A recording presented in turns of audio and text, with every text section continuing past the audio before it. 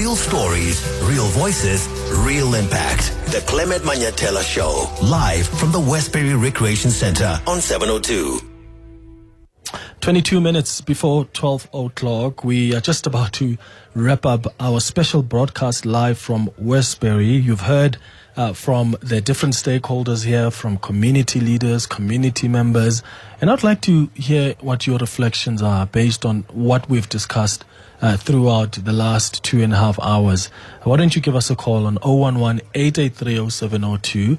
You can send us your WhatsApp voice notes as well on 072-702-1702. I want to bring in here Sarah, who is one of the residents here in Westbury, who's joining us in our makeshift studio. Sarah, thank you so much for speaking to us. Good morning.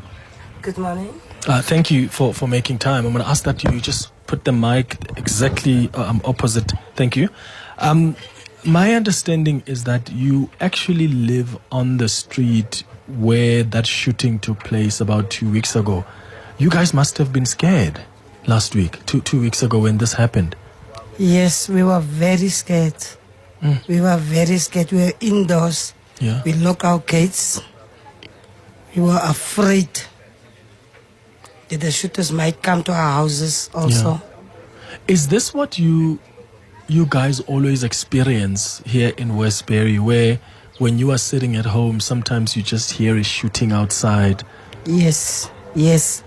It happened mostly at night, during the day. And the children? Do you have your own children? Yes. How old are they? 25, 32, 10, 10 years. You've got a 10-year-old. 15 years. Do you- 15. Do you Yes. ever worry about their safety here in the I community? am worried about their safety. They can't even walk in that street. They are also threatened from these young boys. What do they threaten them with? They want them to join the gangs? Yes, they're saying they are fast guns and they are varados. They come every day in the street swearing it's stores, it's stores. Even the smallest child of 4 years is starting swearing, throwing stones at the people's stores. It's stores, it's stores. So they threaten them. And if they don't join the gangs, then they No. start... No. They still at school. Those children are not at school. They drop out of school. Sure. What do you hope for being in this community? What do you think can help resolve the issue of gang violence and the drugs in this community? Because it's been happening for so long. Yes. For our youngsters who dropped out of school, they have to do something. Community work or doing something to earn something. So that this violence can stop and these gang-related things. Yeah. Yes. So the kids who are not in school, what do they do when they are not at school? They are robbing people every day, standing on the corners. Yes. What do you say to your own kids? Because they must be scared, and sometimes they get victimized, and sometimes they are told, come join us or else, we're going to attack you. How do you then get them to be grounded and not be part of the gangs? I keep them in the house, or they go to the neighbors. They're playing together, those children together. But they still frame them and say they are gangsters and they are fast guns.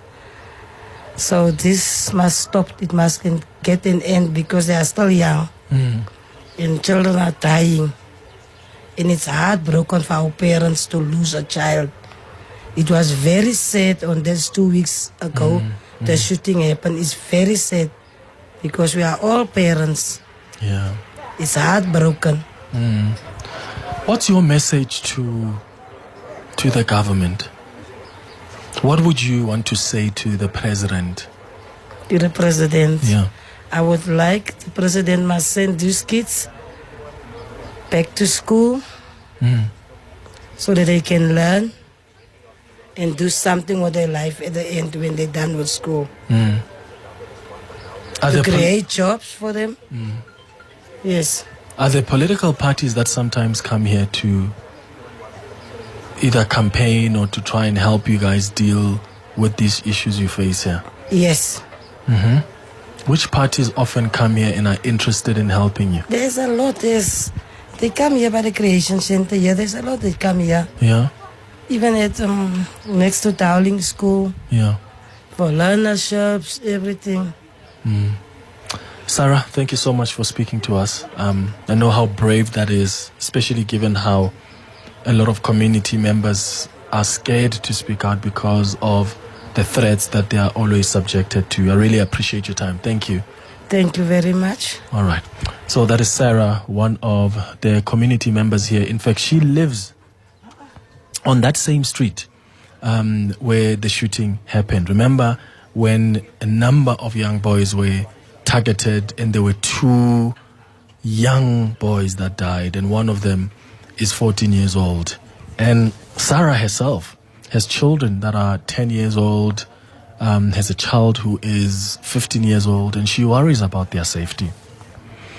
And one thing you pick up from the conversations you have with these community members and community leaders is that they just want also investments in this community. You know, when you're driving in, you're not going to see any complex. There's no... And maybe that's precisely the issue. That how do you drive investments toward an area that is engulfed with criminality? Because it's one thing to say, okay, bring the investments, let's ensure there's infrastructure development, but the gang members themselves work against the work of the government, against the work of some of the state institutions, against some of the businesses that operate in the area. City Power was telling us, I told you that City Power was concerned about the gang members who often deliberately destroy the infrastructure because they want the streets to be dark, because that makes their job much easier. So when City Power comes and fixes the lights, the gang members come, destroys the lights. City Power comes, fixes the lights. The gang members come, they shoot at the lights. That defeats the purpose, and that cycle has been continuing over and over and over again.